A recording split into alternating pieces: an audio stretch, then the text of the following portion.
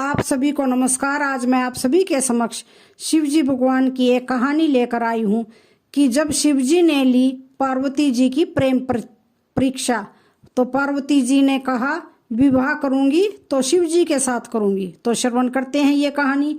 शिव पार्वती का विवाह कोई साधारण विवाह नहीं बल्कि प्रेम, तपस्या और त्याग समर्पण की बहुत बड़ी मिसाल है। जितने उतार चढ़ाव इस प्रेम कहानी में है उतने तो आज की किसी भी कहानी में नहीं है। पार्वती जी को जब भगवान शिव से प्रेम हुआ बस उन्होंने ठान लिया कि विवाह होगा तो केवल और केवल शिव जी के साथ होगा। लेकिन भगवान शिव को पाना इतना आसान नहीं था।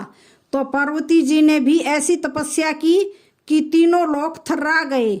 सबने लाख समझाया कि तुम राजकुमारी हो और महादेव ठहरे एक योगी वैरागी और वो किसी सुख सुविधा के बीच में नहीं रहते। आखिर तुम उनके साथ कैसे रहोगी। स्वयं भगवान शिव ने भी पार्वती जी की बहुत परीक्षा ली, लेकिन पार्वती जी के प्रेम और तप के आगे आखिरकार भगवान भी हार गए। माता पार्वती ने कठोर तपस्या करके भगवान शिव को अपने पति के रूप में पाया। इतनी कठोर तपस्या न तो आज तक किसी ने की है और न ही आगे कोई भी कर सकेगा। पार्वती जी का मंत्र था कि तपस्या या मेहनत तब तक करनी है जब तक सफलता न मिल जाए। इसीलिए पार्वती जी सभी मनुष्यों की एक आदर्श भी है। उन्होंने अपनी तपस्या के बल पर यह सिद्ध कर दिया कि संकल्प, प्रेम, कठिन मेहनत और तप से कुछ भी पाया जा सकता है।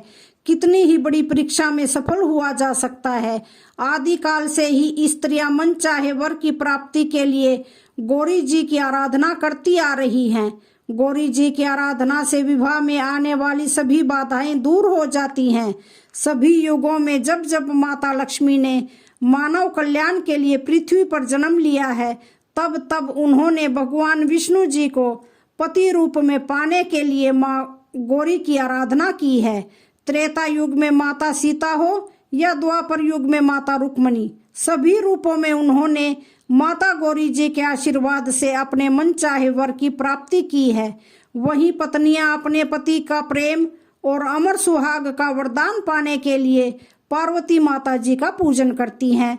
शिव गौरी का संबंध जन्म जन्मांतर का है। इसलिए देवी सती ने गिरिराज हिमालय के घर पार्वती जी के रूप में जन्म लिया।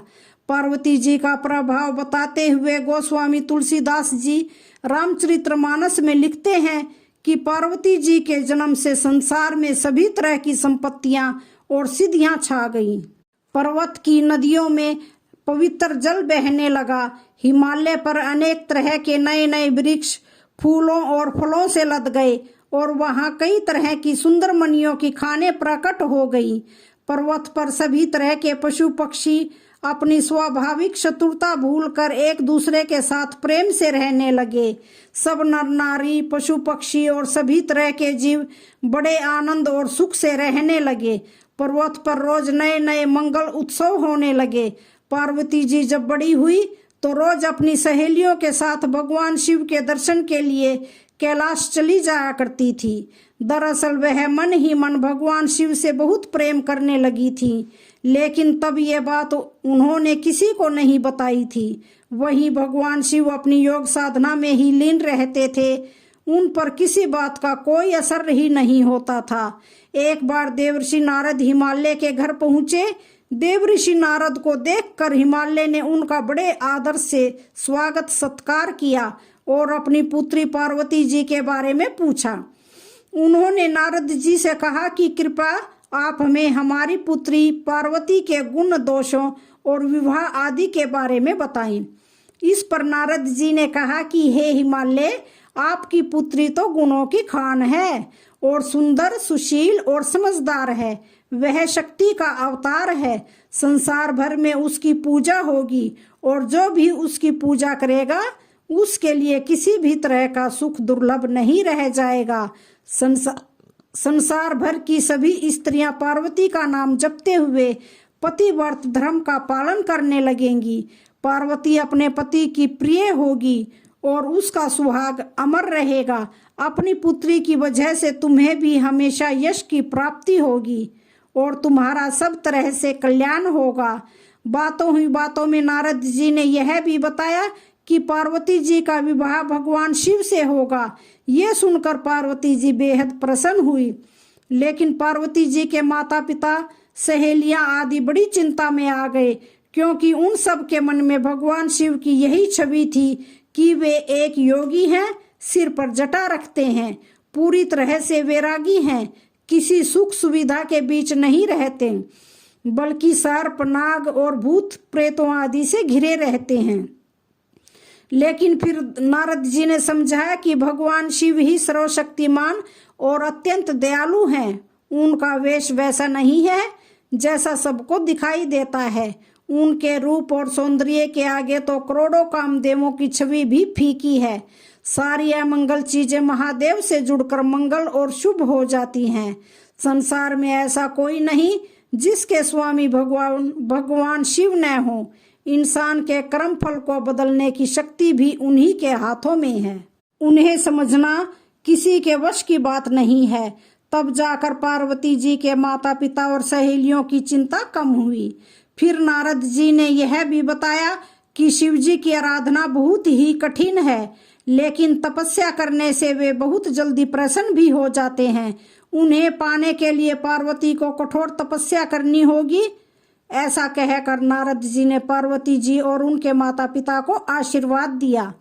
नारद जी की बात सुनकर पार्वती जी ने भगवान शिव को पाने के लिए कठिन तपस्या करने की ठान ली। उन्होंने अपने माता पिता को प्रेम से समझाया, मनाया और फिर कठोर तपस्या करने के लिए वन में चली गई। कहते हैं कि पार्वती जी जब तपस्या करने के लिए जाना चाहती थी, तब उनके माता पिता उन्हें इस बात की अनुमति नहीं दे रहे थे। इससे पार्वती जी बहुत दुखी हो गई थी। ये देखकर पार्वती जी की सखियां उनकी सहायता करने के लिए उन्हें अपने साथ वन में ले गई, जहां पार्वती जी ने प्रसन्नता के साथ अपनी तपस्या शुरू कर दी। पार्वती जी ने सभी तरह के सुखों का त्याग कर दिया। उन्होंने भोजन भी त्याग दिया और हजारों सालों तक कठोर से कठोर व्रत किए और केवल भगवान शिव के नाम का ही जाप किया और उन्हीं का ध्यान करती रही। उनकी कठिन तपस्या से तीनों लोक डगमगाने लगे। आखिरकार पार्वती जी की तपस्या सफल हुई और आकाशवाणी हुई कि हे पार्वती, तुम्हारी तपस्या सफल हुई, तुम्हें भगवान शिव ही मिलेंगे। कृपया अब तुम अपनी ये कठिन तपस्या छोड़ दो। आकाशवाणी सुनकर पार्वती जी बेहद खुश हुई। नारद जी की सलाह से पार्वती जी की तपस्या सफल हुई थी, इसलिए पार्वती जी ने नारद जी को अपना गुरु मान लिया। अब भगवान शिव ने पार्वती जी के प्रेम की परीक्षा लेनी चाहिए। इसके लिए उन्होंने सप्त ऋषियों को पार्वती जी के पास भेजते हुए कहा, आप लोग पार्वती जी के पास जाकर उनकी परीक्षा लीजिए और उनके पिता से भी कहिए कि वे पार्वती जी को घर वापस बुला लें। पार्वती जी को उनके घर भिजवाइए।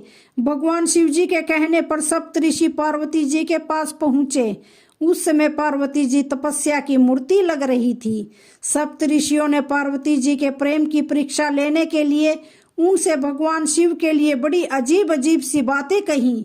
उन्होंने पार्वती जी से कहा, तुम जिसके लिए इतनी कठोर तपस्या कर रही हो, वे तो बड़े उदासीन हैं, अजीब सा वेश धारण करते हैं, कपालों की माला पहनते हैं, ना उनका कोई कुल है और ना उनका कोई घर बार है, पूरे शरीर पर सांपों को लपेटे रहते हैं। आखिर ऐसा पति मिलने से तुम्हें कौन सा सुख मिलेगा। सप्तऋषियों ने कहा, पहले सती ने भी पंचों के कहने पर भगवान शिव से विवाह किया था और फिर वह जीवित ही नहीं रही। सती जी के जाने के बाद तो अब भगवान शिव किसी बात की चिंता ही नहीं करते, भीख मांग कर खाते हैं। आखिर हमेशा अकेले रहना पसंद करने वाले पुरुष के साथ कोई स्त्री क्या टिक सकती है।